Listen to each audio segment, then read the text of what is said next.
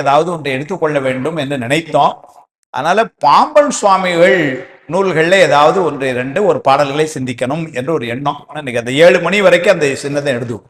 வாதவூர் புராணத்தை இன்றைக்கு இந்த 31வது பாடல்ல கொண்டு வந்து அது அந்த நாட்டு வழக்கம் என்று சொல்லி மன்னருக்கு ஏற்பட்ட சினம் தனியுமாறு மாணிக்கவாசகர் செய்தார் என்ற செய்தியோடு 31வது பாட்டில் நிறுத்திக்கிறோம். நிறுத்திட்டு இன்னொரு 25 நிமிஷம் பாம்பன் சுவாமிகள் அருளி செய்த நூல்களில் இருந்து ஓரிரு பாடல்களை இன்னைக்கு தைப்பூசம்ங்கிறதுனால சிந்திக்க விரும்புகிறோம். வேற ஒன்றும் இல்லை. முதல்ல பாம்பன், ஏன்னா நிறைய பேருக்கு எப்படின்னா பாம்பன் சுவாமிகளை தெரியும், ஆனா தெரியாது.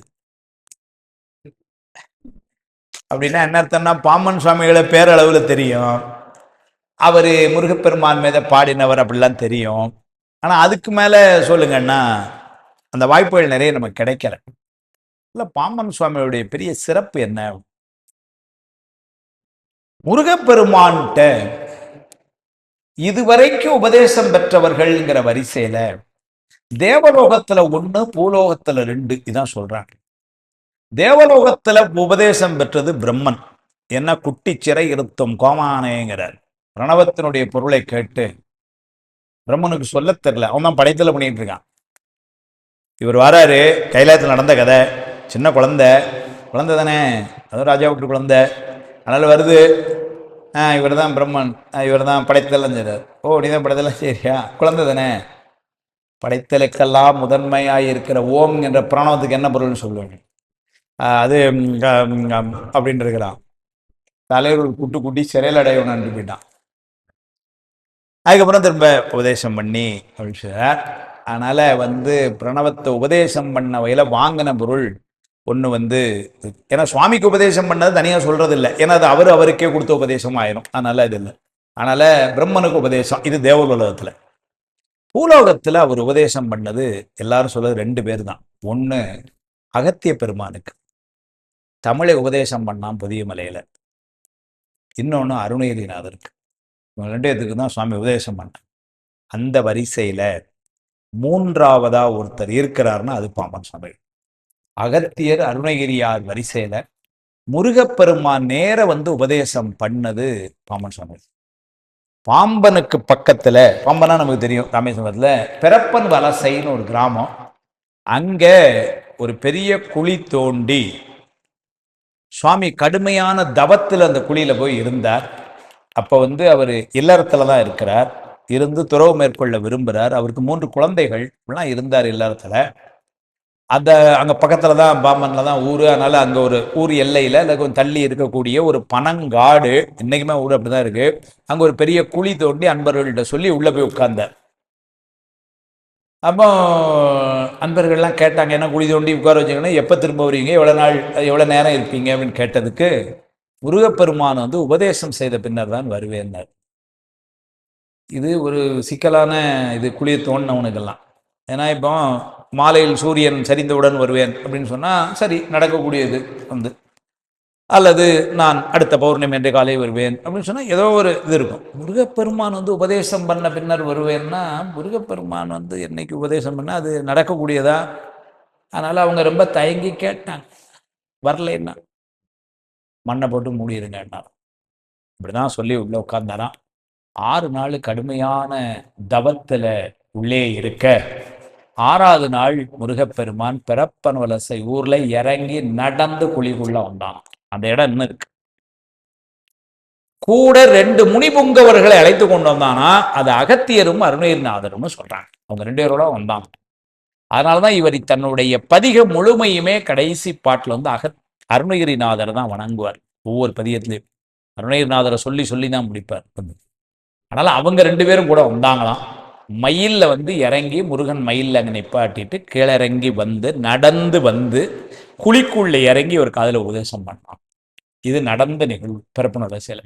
இன்னைக்கு அந்த இடத்துல கோயிலா அமைத்து முருகனுக்கும் பாம்பன் சுவாமிகளுக்கு சந்நிதி வச்சு கோயில் இருக்கு. எங்க குருநாதர் அந்த கோயில் கும்பாபிஷேகத்தை நடத்தி வச்சாங்க அப்போ. அதனால அதன் பின்னர் இப்போ அதுக்கப்புறம் ஒரு 2 முறை கும்பாபிஷேகம்லாம் ஆயிடுச்சு. இன்னைக்கு அந்த கோயில் ரொம்ப சிறப்பாக நடக்கு. இதுதான் அப்போ அவர் பாம்பன் சுவாமியுடைய சிறப்பு. அதுக்காக இந்த ஒரு செய்தியை சொன்னேன். உண்மையிலே சொன்னா நான் அடிக்கடி நினைக்கிறது உண்டு. ஏன்னா எங்கள் குருநாதருடைய மானசீக குருநாதர் பாம்பன் சுவாமிகள். அதனால் எனக்கு ஒரு பெரிய தாக்கம் உண்டு அங்கே. ஏன்னா குருநாதர் அடிக்கடி சொல்ல முருகன் நினைவாகவே பாம்பன் சுவாமிகள் இருந்தார் அப்படின்னு சொல்லணுமா, பாம்பன் சுவாமிகள் கூடவே முருகன் இருந்தார்னு சொல்லணுமான்னு ஒரு சந்தேகம். நல்லா சொல்ல பாருங்க. முருகன் கூடவே பாம்பன் சுவாமிகள் இருந்தார்னு சொல்லணுமா, அல்லது பாம்பன் சுவாமிகள் கூடவே முருகன் இருந்தார்னு சொல்லணுமா அப்படின்னு ஒரு பெரிய ஐயம் வரும். ஏன்னா அந்த மாதிரி முருகன் அருள் செய்திருக்கிறான். ஒரே ஒரு செய்தி சொல்லிட்டு பாட்டுக்குள்ள போறேன். இவர் கல்யாணத்துக்கெல்லாம் முன்னாடியே கிட்டத்தட்ட அந்த அப்பதான் அவங்க அப்பா வந்து அரிசி வியாபாரம்லாம் பண்ணிக்கிட்டு இருந்தவங்க. அதனால என்ன பண்ணார், பிள்ளைய இடத்தால நீ வியாபாரத்துக்கு வானா.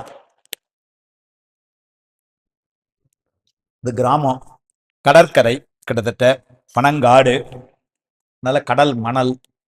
அதில் நீ போய் அந்த இவர் வீட்டில் போய் பார்த்து இன்னைக்கு நெல்லுக்கு ரூபாய் கொடுத்துருவா அப்படின்னு ஏதோ சொல்லி அனுப்பிச்சிருக்காரு அப்பா. போய் வியாபாரத்தை கவனி போ, சாக்கு எடுத்துகிட்டு போ அப்படின்னு ஏதோ சொல்லியிருக்காரு.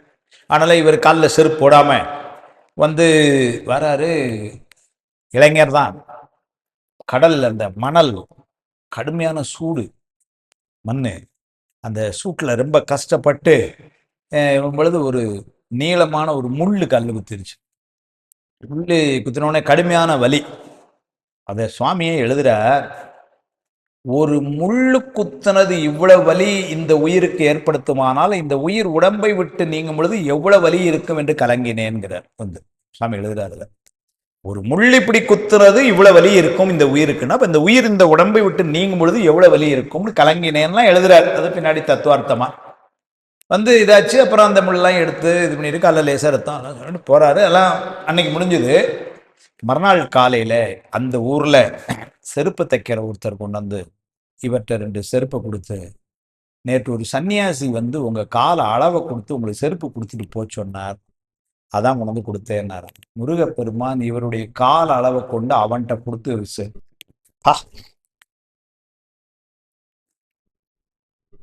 சார் யார் யாரோட இருந்திருக்கிறார்கள். இவர் கேட்டெல்லாம் அது வரல. இவருடைய இதுக்கு பெருமான் இவருடைய கால அளவை கொண்டு அந்த செருப்பு தைக்கிறவன்ட்ட கொண்டு கொடுத்து, இதுக்கு ஒரு செருப்பு ரெடி பண்ணி நாளைக்கு அவங்க வீட்டில் கொண்டு கொடுத்துருங்க அப்படின்னு சொல்லிட்டு போயிருக்கிறாரு ஒரு சன்னியாசி. ஆனால் முருகப்பெருமான் அப்படி அவ்வளவு இவர் கூட. இவருடைய இதுல இன்னும் ஒரே ஒரு செய்தியா, நிறைய இடங்கள்ல முருகன் கூடயே விளையாடுறான். இவர் கூட திருச்செந்தூர்ல பஞ்சாமிர்த வண்ணம் எல்லாரும் பாடுறாங்க. சுவாமி பண்ணது பஞ்சாமிர்த வண்ணம். அந்த பஞ்சாமிர்த வண்ணத்தை எல்லாரும் பாடுறாங்க. பஞ்சாமிர்த வண்ணம் எங்க பாடுறாங்களோ அங்க முருகன் வந்து கேட்டுக்கிட்டு இருப்பானாம். இது அவரே எழுதுறாரு. அப்ப என்ன பண்ணாச்சு, திருச்செந்தூர்ல வச்சு பஞ்சாமிர்த வண்ணம் பாடிக்கொண்டிருக்கிறாங்க. 48 நாள் என்னமோ பாடணும்னு எல்லாருமே இதே மாதிரி சாயங்காலம் உட்காந்து எல்லாருமா பாடுறாங்க. அதுல வயசான ஒருத்தர் வந்திருக்கிறாரு. நமக்கு திருப்பூர்னா எல்லாரும் தெரியும்ல, நீங்க யாரு, கண்டிப்பா அவங்க எல்லாரையும் தெரியும். புதுசா யாரோ ஒருத்தர் வர்றாருன்னா நீங்க யாருங்கம்மா அப்படின்னு கேட்டா சொல்லிடுறோம், நான் கோயம்புத்தூர்ல வந்தேன், உடுமலைப்பேட்டையில். அதனால வந்து என்ன ஆயிடுச்சு, யாரோ ஒருத்தர் புதுசா ஒரு வயசான ஒருத்தர் வந்து உட்கார்ந்துருக்கிறார். ஒரு 3-4 நாள் கவனிச்சிருக்கிறாங்க. அவர் ஒருத்தர் வந்து இங்க வந்து உட்கார்றாரு, நாளைக்கு இவற்றை யாருன்னு கேட்கணும். அதுல இருந்து வரலாம். பரிவாளர்கள் அங்கு ஓது பஞ்சாமிர்த வண்ணம் இரியாய் எனது உளம் நெச்சு இனிதாம் என்று ஒரு கிழமை பெரியாள் முனம் வந்து ஓதிய செந்தில் பெருமானே வரிமா மறையிறைவாய் எனை மறவேல் எறை மறவேல்ங்கிற முருகப்பெருமான் அப்படியே இருக்காரு. என்னை மறந்துடாத பாமன் சாமி உருக்கம்.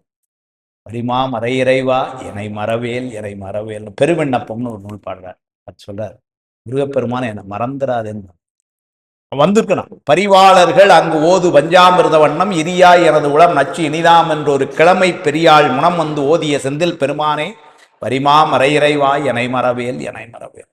அப்படியெல்லாம் முருகப்பெருமான் இவருடைய வாழ்க்கையில கூட அப்படி விளையாடி இருக்கிறார். செய்த நூல்கள் பல, 6666 பாடல்கள். இதுபோக உரையாகும் சில நூல்கள், சைவ சமய சரபம், சிவபோதன வியாசம், இதெல்லாம் உரையாகவும் சில நூல்களை செய்திருக்கிறார். குமாரசுவாமியம் பாட்டையும் பாடி அவரே உரை எழுதினாரு. பரிபூரணானந்த போதம், தகராலய ரகசியம், திரு அலங்கல் திரட்டு, திருப்பா, நிறைய பாடினார். 6 மண்டலங்களாக பிரிச்சாங்க. நம்ம இதுல இருந்து இப்ப 12 திருமுறைன்னு வைக்கிற மாதிரி பின்னாடி அவரே துவக்கி வச்ச ஒரு சபை மகாதேஜ மண்டலம்னு இன்னைக்கும் இருக்கு சென்னையில. அது பாம்பன் சுவாமிகள் துவக்கி வச்ச மண்டபம் சபை. அந்த சபையினுடைய விதிமுறைகளை பாம்பன் சுவாமிகள் எழுதி வச்சுட்டு போயிருக்கார், இப்படிதான் இருக்கணும்னு சொல்லி. அதுபடியே என்ன நடந்து கொண்டிருக்கு. அதுல வந்து இந்த அவங்க தான் பின்னாடி என்ன பண்ணாங்க, 6 மண்டலங்களாக அப்படின்னு 6 வால்யூம்ஸ் அப்படி வந்து பாடல்களை பிரிச்சு 6266 பாடல்கள் நிறைய இதுல வந்து பாடுறாரு. முழுக்க முழுக்க முருகப்பெருமான பாடுறார். அதுல ஒரே ஒரு முக்கியமான செய்தி என்னன்னா, சில பேர் தவறுதலா அவர் முருகப்பெருமானை பாடுறாரு ஆனா சுவாமிய பாடல, அல்லது சுவாமி வேற முருகன் வேறன்னு அவருடைய கொள்கை அப்படின்னு சில பேரு முருகப்பெருமானை மட்டும்தான் நாங்கள் வழிபாடு செய்வோம், நாங்கள்லாம் பாமன் சுவாமிகள் வழி தொண்டர்கள்ங்கிறார். பெரிய தவறு. சுவாமி வந்து ரெண்டும் ஒண்ணுன்னு அருமையா பாடுறார். நிறைய இடங்கள்ல சொல்லிட்டார். குகப்பிரமா நூல் 10ன்னு ஒரு நூல் செய்யறார். அதுல ஒரு செய்தி சொல்வார், யாருக்கெல்லாம் முக்தி இன்பம் கிடையாதுன்னு ஒரு லிஸ்ட் போட்டார். அப்படின்னா நம்ம தெரிஞ்சுக்கணும், அப்படின்னா அதுல இல்லாம இருந்துக்கணும்னு. அதுல அவர் என்ன சொல்றாரு பாருங்க, முதல்ல எடுத்த உடனே திருமுறை சொல்லாதவன், திருமுறை சொல்லலைன்னா முக்தி இன்பம் கிடையாதுங்கிறார். திருமுறை சொல்லாதவன், மறைமொழி கலாதவன், சிவநெறி நிலாத சிதடன், செழல் வரவெனாதவன், திருமுடை மறாத புலைங்கன் அப்படின்லாம் சொல்லிட்டு ஒரு வார்த்தை சொல்வாரு. முருகனும் மகேசனும் ஒரு பொருள் எனாதவன் முடிவுடை மகாபதம் பெறுவது இலையாகல் என்ன. முருகனும் மகேசனும் ஒரு பொருள் நினைக்கலன்னா அவங்களுக்கு கடைசியில முக்தி இன்பம் கிடையாதுன்னு போயிட்டார். இதை இவங்க எல்லாத்தையும் சொல்லி, திருமுறை சொல்லாதவன், மறைமுறை, இவங்க எல்லாத்தையும் சொல்லி அதை சொல்லார். முசுமனம் நையாத விரதன்பர், பெரிய விரதமெல்லாம் இருக்கிறோம் அது இதுன்னு சொல்லி மனசு கட்டுக்குள்ள வரலன்னா பிரயோஜனம் இல்லைன்ட்டார். முசுமனம் நையாத விரதன், முருகனும் மகேசனும் ஒரு பொருள் எனாதவன் முடிவுடை மகாபதம், முக்தி இன்பம் முடிவுடை மகாபதம் பெறுவது இலையாகும் அப்படின்னு பாடுவார். அதனால அப்படியெல்லாம் வந்து முருகப்பெருமானும் சுவாமியும் ஒண்ணுங்கிற கொள்கையில ரொம்ப தெளிவா பாடினவர். நிறைய சித்தாந்த நுட்பங்களை எல்லாம் சொன்னவர். அவரு ஒரு நிறைய நூல்கள், அதில் இன்னைக்கு ஒரு நூலாக சிந்திக்கணும். என்ன அமைப்பாளர் நூல் என்னன்னு சொல்லுங்க எங்களுக்கு அப்படின்னார். அதுக்காக சரி அப்படின்னு சொல்லி போற்றி விண்ணப்பம் அப்படின்னு வந்து சொன்னேன். நிறைய 10 பாடல்களாக நிறைய பாடியிருக்கிறார். ஒவ்வொரு தலைப்பிலையும் பாடுறார். வந்து ஆதரிப்பார் எவரேன்னு பாடுவார். வந்து நிறைய திருப்பழனி பாடுறார். நிறைய அதுல வந்து ஒண்ணு வந்து பாத்தீங்கன்னா போற்றி விண்ணப்பம். அந்த நூலே வந்து பாத்தீங்கன்னா, அது இன்னைக்கு தைப்பூசம், நம்ம சுவாமிகிட்ட முருகப்பெருமான்ட்டு ஒரு வழிபாடு செய்யணும், வழிபாட்டுக்குரிய ஒரு நூல் அது. அதனால முருகப்பெருமான்கிட்ட வணங்கி போற்றி அப்படின்னாலே தண்டமணி தேசியர் எழுதுவாரு, போற்று என்பது இவிகாரம் பெற்றது, அப்படி விகுதி பெற்றதுன்னு எழுதினார். போற்று பிளஸ் ஈனர், போற்றுதல்னா வழிபாடுல வணக்கம் சொல்லுதல், அதான் அந்த சொல். போற்றினா வணக்கம். அது நிறைய நூல்களே நம்ம பார்த்துருக்கோம். போற்றி திரு அகவல் இல்லைங்களா, போற்றி பகருடை, இதெல்லாம் போற்றியிலே வந்து போற்றி திருத்தாண்டகம், இதெல்லாம் போற்றினே. அதே மாதிரி இது வந்து போற்றி விண்ணப்பம். ஐயனே அரசே போற்றி, அருமறை பொருளே போற்றி, துய்யனே துணையே போற்றி, தூமணி திரளே போற்றி, மெய்யருள் விளைவே போற்றி, வெற்றி வேலேந்து பூவர் கையனே போற்றி, எங்கள் கடவுளே போற்றி போற்றி. ஐயனே என்ன தலைவன் அர்த்தம். ஐயனே அரசே போற்றி, அருமறை பொருளே போற்றி, துய்யனே துணைவனே போற்றி. அப்படின்னா வந்து துய்யன்னா தூய்மையான, துய்யனே துணையே போற்றி, தூமணி திரளே போற்றி, மெய்யருள் விளைவே போற்றி. அருள் விளைவு முருகப்பெருமான்கிறார். அப்படின்னா நமக்கு சுவாமி தந்த அருள் கருணை, அது யாருன்னா முருகப்பெருமான். அதை பின்னாடி சுவாமி மேலையில பாடும் பொழுது படத்துல பாடுவார். நஞ்சமுண்ட கண்டனார் நயந்து தந்த செல்வனே, பஞ்சபாதகம் தனந்த பண்பினோர் தொழும் குகா, இஞ்சி சூழ் தடங்கள் மேய ஏரகச் சுரேசனே, தஞ்சம் என்று அடுத்த எந்தன்னை புணர்ந்து கொள்வகையெல்லாம் பாடுறார். நஞ்சமுண்ட கண்டனார் அது சுவாமி, நயந்து தந்த செல்வன் அவர் தந்த மெய்யருள் விளைவு நமக்கு. அதனால மெய்யருள் விளைவே போற்றி, வெற்றி வேலேந்து பூவர் கையனே போற்றி, எங்கள் கடவுளே போற்றி போற்றினார். எங்கள் கடவுளே, அந்த எங்கள் கடவுளேங்கிறதெல்லாம் ஒரு பெரிய சிறப்பு. ஏன்னா எல்லாரையும் நம்ம எல்லாத்தையும் எடுத்துக்கொண்டு நமக்கெல்லாம் கடவுள் என்று சாமியை முருகப்பெருமானை எனக்கு கடவுள்னு சொல்லலை. சிவபோசாரத்துக்கு முதல் பாட்டிலேயே அருணையார் ஒரே எழுந்து சொல்றார், சித்தி திருநாதன் தென்கமலை வாழ்நாதன், பக்தி திருநாதன் பரநாதன், முக்தி பெருநாதன் ஞான பிரகாசன், உண்மை திருநாதன் நம் குருநாதன். அந்த இடத்துல எம் குருநாதன் சொல்லாம நம் குருநாதன் பார். அதுக்கு அருணையார் உரையில் எழுதுவார். ஒரு கமலஞான பிரகாசர் குருஞான சம்பந்த சுவாமிகளுக்கு குருநாதர். அதனால குருஞான சம்பந்த சுவாமிகள் என்ன பண்றாரு? கருணையோடு அவர் எனக்கு மட்டும் இல்ல குருநாதர், நமக்கெல்லாம், நம்ம எல்லாரும் அவருக்கு மாணவர்கள் தானே, நம் குருநாதன். அதே மாதிரி சாமி இங்க என்ன பண்ணாருன்னா எங்கள் கடவுளே போற்றின. அதெல்லாம் நமக்கு எல்லாத்துக்கும் கடவுள் அப்படின்னு ஒரு வார்த்தையை போடுவார். அந்த எண்ணத்துல அடியார்களை கூடவே வச்சுக்கிட்டே போற சிறப்பு மாமன் சுவாமி நிறைய இடங்கள்ல பார்க்கலாம். ஞானசம்பந்தர் பாடுறார், மறையுடையாய் தோளுடையாய் வார்சடை மேல் வளரும் பிறையுடையாய் பிங்ககனே என்றுனை பேசினல்லால் குறையுடையார் குற்றம் ஓராய் கொள்கையினால் உயர்ந்த நிறையுடையார் இடர்களாய் நெடுங்களம். அப்ப கொள்கையினால் உயர்ந்த அடியார்கள், அவர்களுடைய குறைகள் எல்லாம் நீ நீக்கணும் அப்படிதான் கேட்கிறார். தனக்குன்னு கேட்கல, அடியார்களுடைய குறைகள் எல்லாம் நீங்க நீக்கணும் பெருமானே. அதே மாதிரி வருப்பாங்க, என்னை தள்ளினாலும் என்னை நம்பினவர் தள்ளேல் கழுகுமலையில பாடுறார். என்னை தள்ளினாலும் ஏதோ வினை அது இது நான் ஒரு தப்பு பண்ணிட்டேன்னு நீ என்ன ஒதுக்குனாலும் என்னுடைய பாடலை நம்பி உன்னுடைய அருளை பெறலாம் என்று நம்பி இருக்கிறாங்களா அவங்கள விட்டுறாதப்பா முருகான் பாடுறார். என்னை தள்ளினாலும் என்னை நம்பினவர் தள்ளேல் கனவுளை தண்டு வரும் கழுகுமலை முருகான் கழுகுமலையில பாடுவார். இந்த போற்றி விண்ணப்பத்திலேயே 10 பாட்டு ரொம்ப அருமையா சொல்ல. போற்றி விண்ணவர்கோன் போற்றி புரிதவர் தொண்டற்கின்பம் ஆற்று நல் அழகன் போற்றி ஆடுமம் வரியோன் போற்றி நீற்றினை புனைந்தமையை நீ நிலவருள் குன்றம் போற்றி சீற்றம் மேற்பலாவோர் சிவசுப்பிரமணியம் போற்றி. அதுல ஒரு குறிப்பு சொல்ல, நான் நேரம் கருதி ஒரு பாட்டு அப்படி லேசா தொட்டுட்டு போறேன், நான் பாடமா நடத்தல. நீற்றினை புனைந்த மேனியினர் முருகப்பெருமான் எப்படி இருக்கிறான்னா, நீற்றினை புனைந்த மேனின்னா திருநீருக்குள்ள முருகன் பெருமான் இருக்கிறாங்கிற. ஏன்னாரு அவங்க அப்பா திருநீர் பூசிருப்பார், பிள்ளையும் பூசிருக்கார். ஏன்னா அது தோளுடைய சிவியன் விடையேறியோர் தூவன் மதிசூடி காடுடைய சுடலை புடி பூசி. நான் வேடிக்கையா சொல்றது, அப்பா என்ன செய்யும் கூட பிள்ளைகளை பார்த்து செய்யும். அப்பா திருநீர் பூசினா பிள்ளையும், அப்பா திருவாரூர் பணத்துக்கு வந்தா பிள்ளையும் திருவாரூர் பணத்துக்கு, இல்லைங்களா? அது இங்க தெரியுது பாருங்க, எங்க அந்த பெரிய ஃபேமிலி, அவங்க ஃபேமிலியிலே அது நடக்குது. பிள்ளை திருநீர் பூசிருக்கிறார். அப்படியே சொல்றார், போற்றி வெண்ணவர் கோன் போற்றி புரிதவர் தொண்டற்கின்பம் ஆற்று நல் அழகன் போற்றி ஆடுமம் வரியோன் போற்றி நீற்றினை புனைந்தமையணி நிலவருள் குன்றம் போற்றி சீற்றம் எம் மேற்கொளாவோருங்கிற.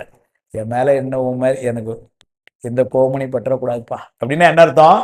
நான் தகுதி இல்லாதவன், ஆனா நீ கருணையோடு என்ன பார்த்துக்கணும், அவ்வளவுதான். சீற்றம் எம் மேற்கொளாவோர் சிவசுப்பிரமணியம் போற்றி அணி மால் விரிஞ்சன் மற்றுள்ள கணங்கள் யாவும் பணியன் என்றவனையை போற்றி பரமனையை போற்றி அன்பர் அணி அடி அலரை போற்றி ஆக்கி நன்கு அழித்து மாய்க்கும் குணமுடை அத்தா போற்றி மரவேள் போற்றி போற்றி மணியணி மால் விரிஞ்சன் மற்றுள்ள கணங்கள் யாவும் பணியன் என்றவன்னார். தேவாதி தேவர்கள் திருமால் உள்ளிட்டோர் அனைவரும் இவனுடைய திருவடியில வணங்கி நிற்பாங்களாம். மணியணி மால் விரிஞ்சன், மால்னா மணியணி மால் விரிஞ்சன மாணிக்க மாலைகளை அணிந்த திருமால் பிரம்மன் அவங்க உள்ளிட்ட எல்லோரும் இவருடைய திருவடியில அடக்கம் சொல்றார். அடுத்த பாட்டுல அருமையான ஒரு செய்தி சொல்வார். போற்றி என்னங்கம்மா போற்றி, அந்த வரி முதல்ல டக்குன்னு பண்ண உண்மையா சொல்ற. ஏற்றுவார் உன்னை அல்லால் திக்கு வேறில்லை போற்றி மாற்றரும் பிறவி காட்டை மடிக்க மெஞ்ஞானத்தீய ஏற்றும் என் குடையாய் போற்றி எம் குறைதவற்பாய் போற்றி. அதாவது உன்னுடைய திருவடி தவிர எங்களுக்கு வேற இடம் இல்லைங்கிறது. போற்றி, அது ஆரம்பம் சொல்லுங்க. போற்றி வந்தாலும் முந்தன் பொன்னடி கமலம் போற்றி தேற்றுவார் உன்னையல்லால் திக்கு வேறு இல்லை போற்றி. எவ்வளவு பெரிய உருக்கம் பா! இந்த உலகத்தை எவ்வளோ பிரச்சனைகள், அதுலெல்லாம் திக்கு தடுமாற எங்களை எல்லாம் நான் இருக்கிறேன்டா நீ கவலைப்படாதுன்னு தேற்றுறதுக்கு உன்னை விட்டா எங்களுக்கு யார் இருக்கா முருகா? அவன் சொல்லார். போற்றி வந்தாலும் முந்தன் பொன்னடி கமலம் போற்றி தேற்றுவார் உன்னையல்லால் திக்கு வேறு இல்லை போற்றி மாற்றரும் பிறவி காட்டை மடிக்க, பிறவிங்கிற காடம் அதை மடிக்க ஏற்றும் உடையாய் போற்றி எம் குறை தவிர்ப்பாய் போற்றி. நீங்க எம் குறை தவிர்ப்பாய் போற்றி.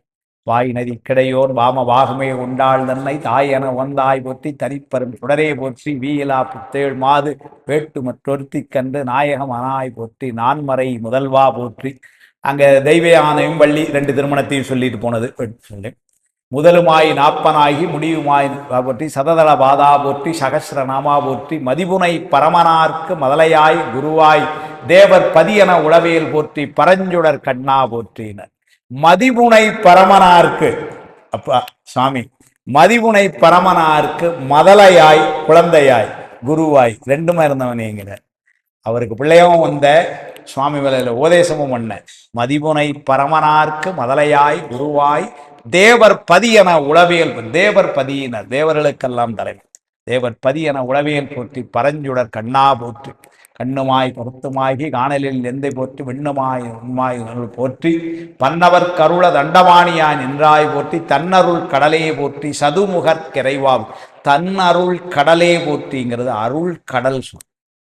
இங்க சொல்வார் அருள் நிதி தர வரும் ஆனந்த மலையே அலைகடலே பள்ளி எழுந்தருளாய். அப்படியே பிள்ளை அதனால தன்னருள் கடல்னா அப்படி சுவாமி அருள் மலையாக கருணை மலையாக இருக்கிறார். தன்னருள் கடலையை போற்றி சதுர்முகர் கிரைவா போற்றி இறைவனையே போற்றி ஆதி எந்தையே போற்றி வேலு கிரைவனையே போற்றி நீபவினரடி சிவனையே போற்றி மறைபுகழ் அரிய எங்கள் மாதவ மணியே போற்றி குறைவரு நிறைவே போற்றி குளிர் சிவ கொழுந்தே போற்றி அதெல்லாம் சொல்லி கடைசியில சொல்றார்.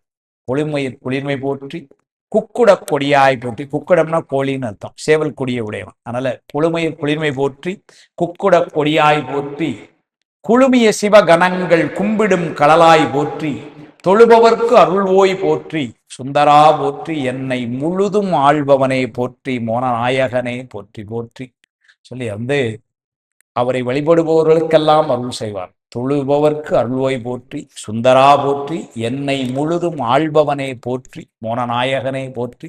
கடைசியாக கொண்டு 10வது பாட்டில் முடிக்கிறார். நாயகமானார்க்கெல்லாம் நாயகமானாய் போற்றி தாயன வருவாய் போற்றி சண்முகத் அரசே போற்றி தீயறி பெயரோர்க்கென்று தெய்வமும் குருவுமான நீ எனை கலந்தாள் போற்றி நித்தனே போற்றி போற்றி. நாயகமானார்க்கெல்லாம் நாயகமானாய் போற்றி. நாயகம்னா தலைமைன்னு அர்த்தம். தலைமைக்கெல்லாம் தலைமையாயுது ஏன்னா அந்தந்த துறைக்கு தலைவர். இவர் படைப்பு தொழிலுக்கு தலைமை சார், இவர் காத்தலுக்கு தலைமை, இவர் இதுக்கு தலைமை, இது அப்படின்னு இருப்பாங்க. இவங்க எல்லாத்துக்கும் மேல முளரியோர் முதலாம் சுரரெல்லாம் பூத முதல் அவற்றோடு உதித்துள்ளோர் அளவிடும் தலைமையாளர் என்று அவரவரை நினைத்து மால் இணையவே சிவஞான சுவாமி சிவதத்துவ வேக மொழிபெயர்ப்பில் காட்டுறாரு. அதை ஏன்னா சுவாமியினுடைய பரத்துவத்தை காட்டும் பொழுது இவங்களெல்லாம் டிபார்ட்மெண்ட் ஹெட்ஸு, இந்த ஹெட்ஸுக்கெல்லாம் மேலே ஒரு ஹெட் இருக்காரு நம்ம ஆளு அப்படின்னு சொல்லுவார். அங்கே அதான் இவர் சொல்றாரு. நாயகமானார்க்கெல்லாம் நாயகமானாய் போற்றி தாயன வருவாய் போற்றி. அப்படி அவ்வளவு உயர்வுல நீ இருந்தாலும் இந்த உயிர்கள் மேல உள்ள கருணையினால, ஏன்னா அவ்வளவு உயரத்துல இருக்கிற நம்ம போய் பார்க்க முடியுமா? முடியாது. அதனால அவன் வருவானான் கீழே. தாயன வருவாய் போற்றி சண்முகத் அரசே போற்றி. தீய சண்முகம்னா 6 முகம்னு அர்த்தம். ஷன்னுனா 6. சண்முகத் அரசே போற்றி தீயரி பெயரோர்க்கு அன்று தெய்வமும் குருவுமான அப்படின்னா சுவாமிக்கே குருவா. தீயரி பெயரோர்க்கு அன்று அந்த இடத்துல தீயரி பெயரோருங்கிறது அருணகிரிநாதர் தான் உரையாசிரியர்கள். தீயரி பெயரோர்ங்கிறது அண்ணாமலையில் இருந்து அருணகிரிநாதரை. அதனால தீயரி பெயரோங்கிறது அருணகிரிநாதருக்கு தெய்வமும் குருவுமாய் நின்றவன். ஏன்னா ஒவ்வொரு பதியத்தையும் முடிக்கும்போது அருணகிரிநாதர் சொல்லி தான் முடிப்பார்.